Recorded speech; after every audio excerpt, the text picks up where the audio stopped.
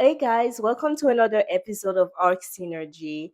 Make sure you stick around. Today we're going to go over another state licensure information.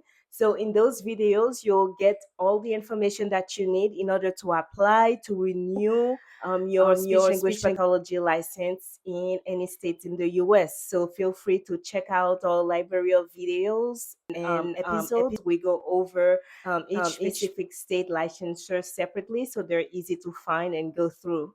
And without any further ado, let's go into today's episode.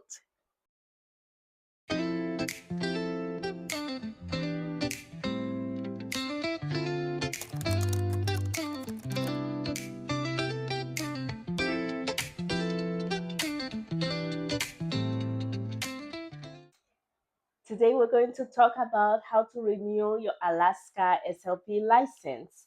I am so jealous to those of you that own a SLP license in Alaska because the process is honestly so easy to do that it makes me jealous coming from the west and southern states, from California to Florida, where the renewal requirements is a little more complicated.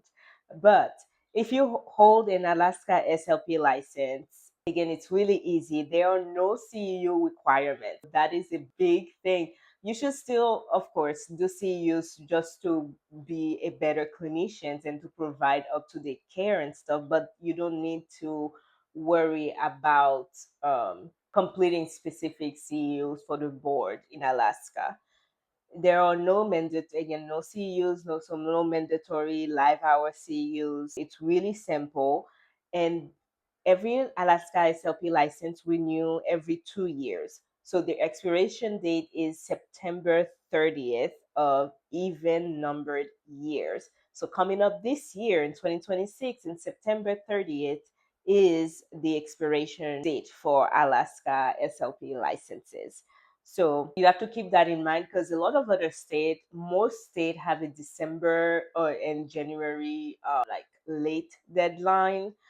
This one can sneak up on you, especially if you have multiple state licenses. So write it down, put it in your calendar, or use the Arc Synergy app. We store all the licenses and we'll send you notification.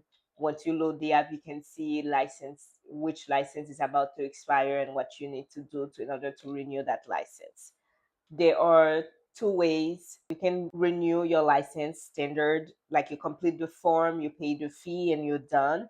And there is the ASHA C route as well. You can certify on the renewal form that you held your Cs as well for the full licensing period, and that will apply towards renewing your Alaska license as well, especially since Alaska has no CEU requirements. You still have to pay the fees though. ASHA does have CEU requirements, and we have videos separately going over ASHA requirements for SLPs. So look through the episode for that.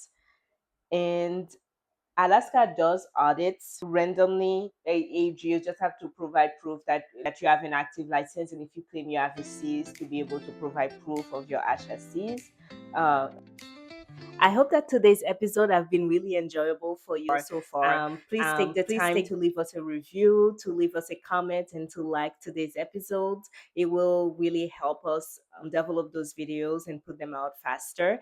And if you have the time, feel free to check out the Arc Synergy app on both iOS and Android. The app is free and there is a free clinician plan, so you don't have to worry about doing any subscription to get started in the app. And let me know what you think. Now, let's get back into the episode. The active license renewal: in order to renew your active license, you will pay $70. If your license was issued on or after October 1st, 2023, for example, since it's biannual, you would have paid $35 in 2024. They prorate the amount based on where your license was first issued. And there is a late renewal penalty. The late renewal penalty starts from October 1st and after. That is an additional $50 on top of the $70 of the renewal fee. So keep that in mind so you don't miss the September 30th deadline, because they literally start the day after. You can mail completed application and the payment And if you mail, you need to allow 4 to 6 weeks to complete once the application is received in order for them in order for it to show up in the system. But again, if any, in case of any doubt, you can reach out to the board. We have their phone number and their email address on the Org Synergy app that you can quickly verify in case you have any doubt about any information. And that is it for the Alaska renewal. Like I said, this is one of the easiest. The only way they could have made it easier if there are no fees on top of the CEOs, but this makes it really easy, especially if you're a travel therapist and you have multiple licenses.